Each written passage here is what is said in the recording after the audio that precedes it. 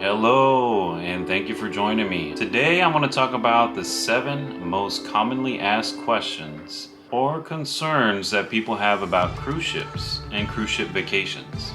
Let's get into it.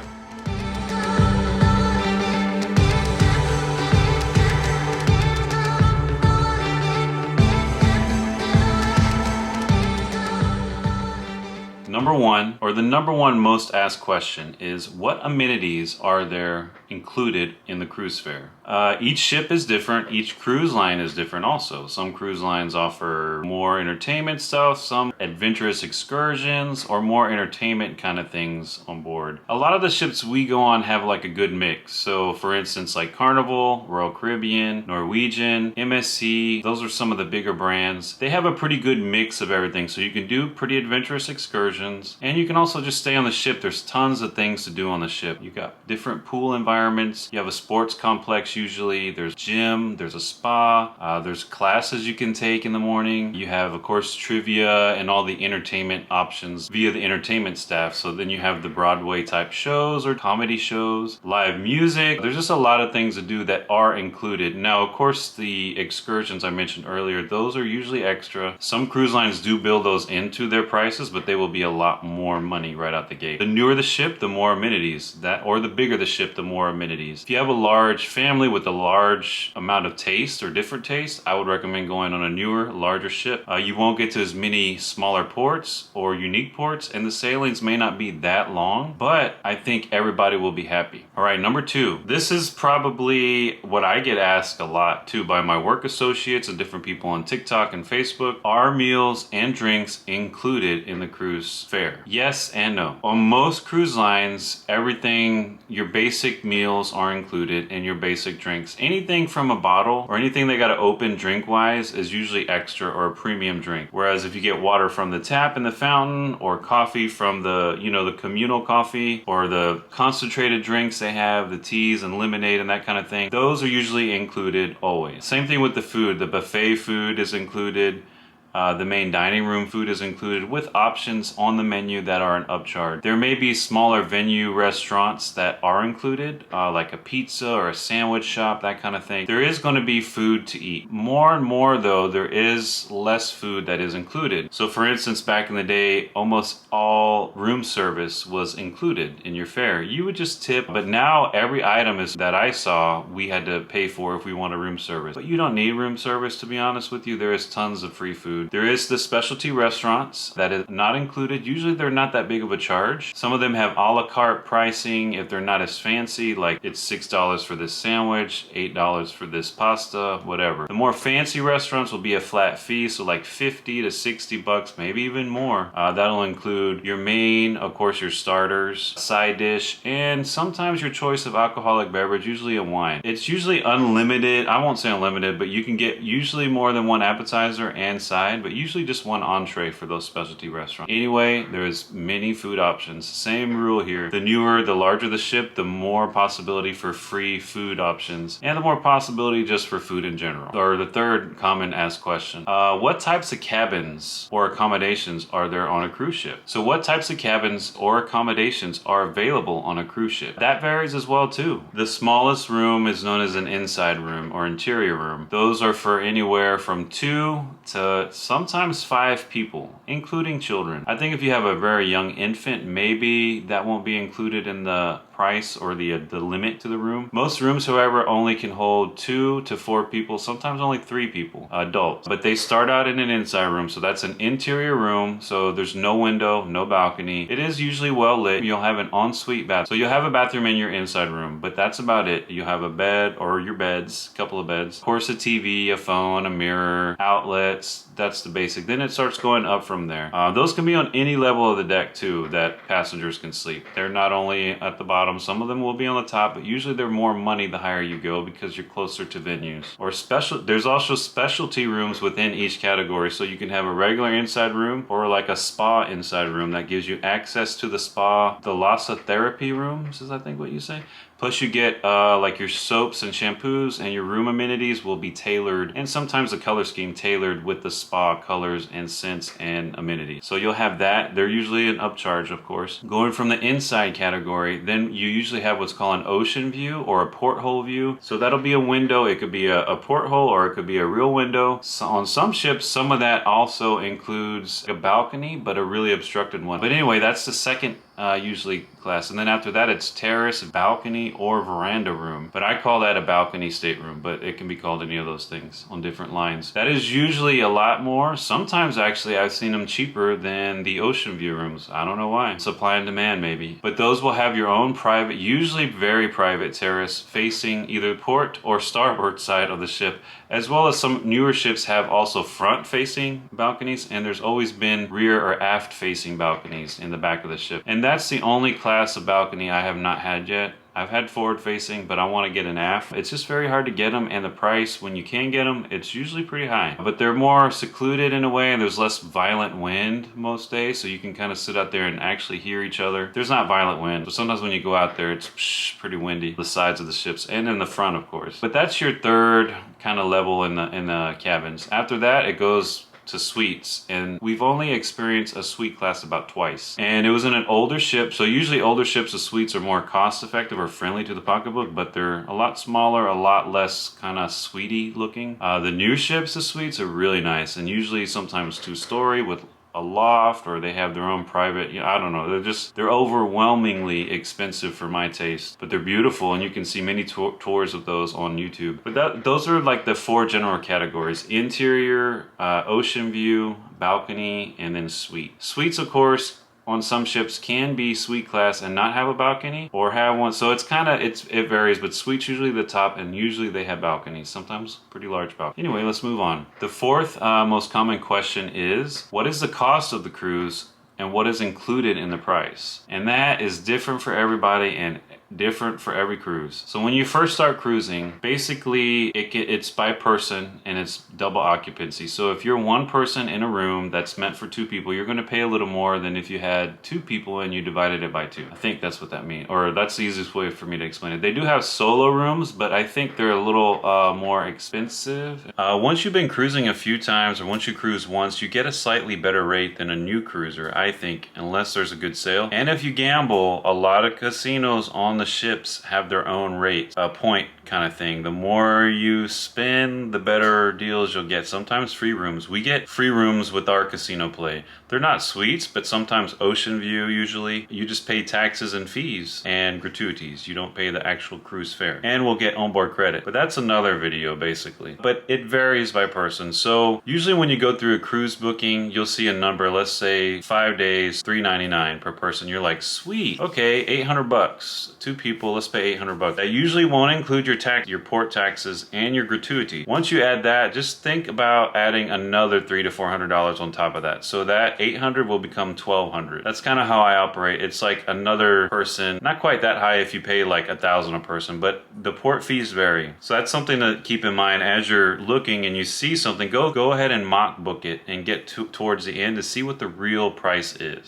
Some cruise lines are up front, like Virgin, and I believe Disney now everything's right there as you're going through it. The price may go up a little bit, but not like hundreds of dollars. Once you get through, they're like, ooh, sweet, 400 bucks, but it's really, about 600 to 700 per person instead of 400. It varies by cruise line and by booking and by the person who books it. So if you're a loyal cruiser, you'll get a better deal than someone like me. Let's say it's my first time. You're probably getting a better deal or more for your money, because I know you're going to come back and you're going to spend more money on the ship. As far as what it includes, you get your own private room, your own restroom. I've never been on a ship where you have to share a restroom. They do have public restrooms, of course. All your meals, your basic meals, not specialty meals, and minimum drinks without bottles, pretty much. Some cruise lines offer all that though with their cruise fares. That's something to think about. Like, I know Virgin and some other cruise lines give you a lot more with the basic cruise price, but you are paying more for the basic cruise price. So by basic, I mean not like a suite or a balcony or any of that stuff. So just look and go through the booking, pretend like you're going to book it, and then see the real price. That's the only way to know for sure. Expedia, all these other sites will tell you a price, but that's not the final price. Just like when you buy anything, plane tickets, insurance, parents, you know, all the taxes and fees that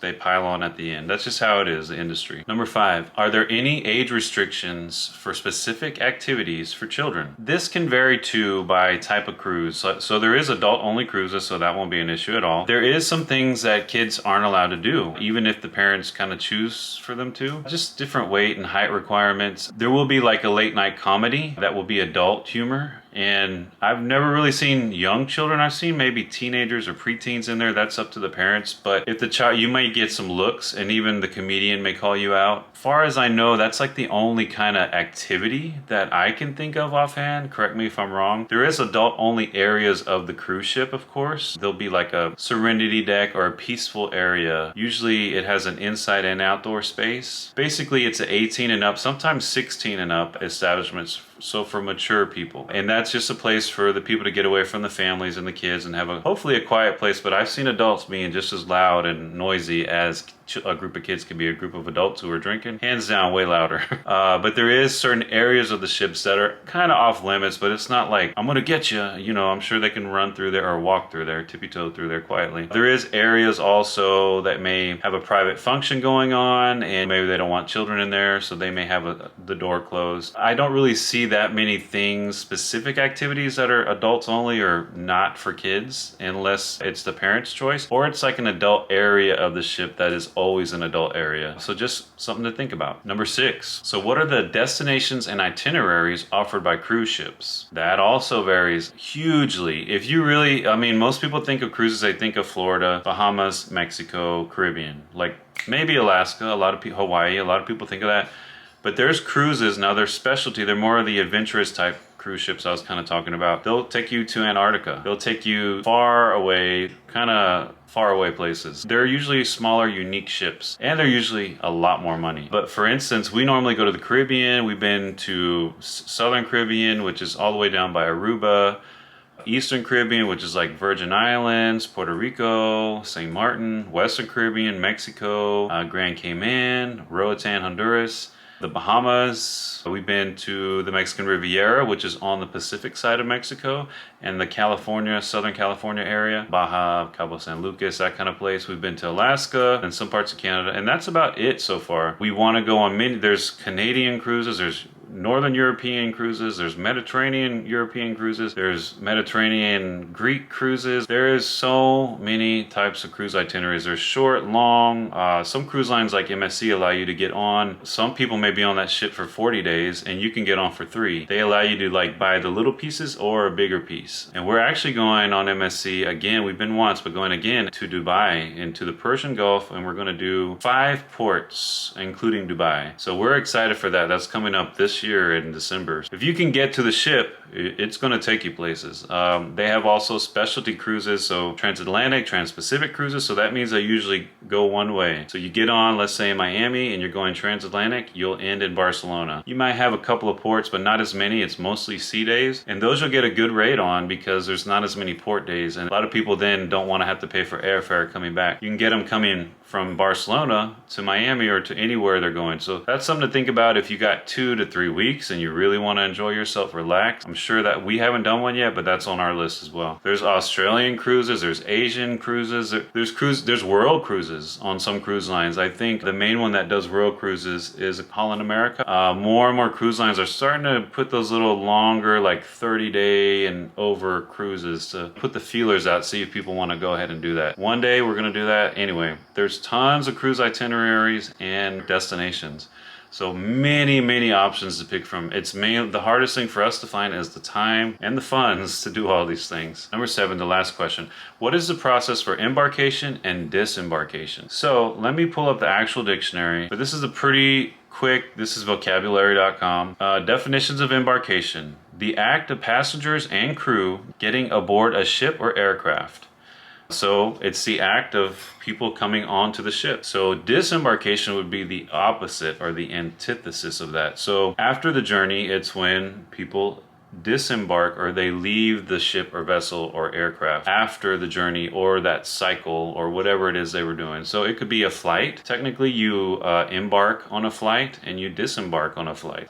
Same thing with a taxi ride, but that's what they refer to it in cruise, instead of, hey, we're getting on the ship, we're getting off the ship here. So the process of embarkation is basically when you have all your stuff and you're about to get on the ship for your journey, however long that's going to be. So you'll have your identification documents, usually your passport or a passport card. Read the rules about that because they changed, but a passport card is only good for cruises that originate from US states and they're closed loop, so they come back to a US port. We use passports because bigger cruise ports in America, at least, they use facial recognition, and maybe that's not for you, but you can opt into it. Once you get on the ship and they scan your face, getting off the ship is quick. But anyway, I recommend a passport, and then it's easier, say you get left behind, to get back to the United States with the passport, because you're going to have to fly in from a foreign port. But anyway, so you have your travel identification, you have your luggage, you have your boarding pass, and most cruise lines want that printed. They will print it for you in port with little pocket printers. They need to scan your barcode or look you up in their little system. It's more seamless if you can print up the barcode. You don't need to print up everything, but that's basically that. You gather all your things, your ID, they check you in, you go through security, and then you get your room card. Usually that's now given at your room on the ship. Your room card is everything on a ship. Sometimes now they're in a medallion, the new technology. So that's what opens your door, the card or whatever it is, and then that's also what you use for currency on the ship. And in some of the ports, that's linked to your form of payment, so you don't have to walk around with cash unless you want to tip people, but everything, it goes back to that room card. If you don't get that at the time of embarkation, it'll be waiting for you in your room or outside of the room in like an envelope with your name on it. But anyway, that's the act of embarkation, getting all your stuff, getting situated, and getting into your room. Now when you disembark, it can be a little different. Sometimes you don't always get off on the same